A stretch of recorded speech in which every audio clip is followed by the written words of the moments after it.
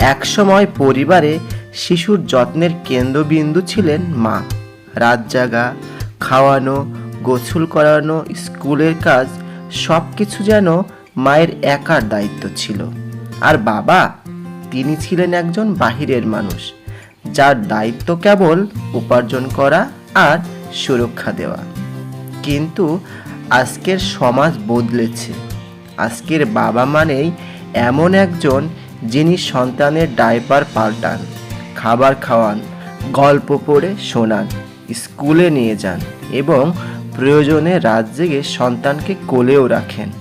তিনি বুঝেছেন সন্তান বড় করা কেবল মায়ের একার কাজ নয়, এটা ভালোবাসা, দায়িত্ববোধ আর পারস্পরিক সহানুভূতির জায়গা, যেখানে বাবা মা দুজনেরই সমান অংশগ্রহণ প্রয়োজন।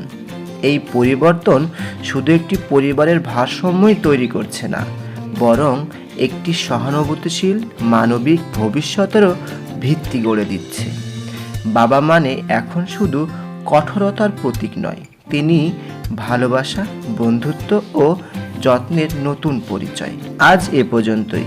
ভিডিওটি ভালো লাগলে পরবর্তীতে এরকম ভিডিও পেতে পেজটিতে ফলো দিয়ে রাখার অনুরোধ রইল। দেখা হবে নতুন কোনো ভিডিওতে। টিল দেন, আল্লাহ হাফেজ।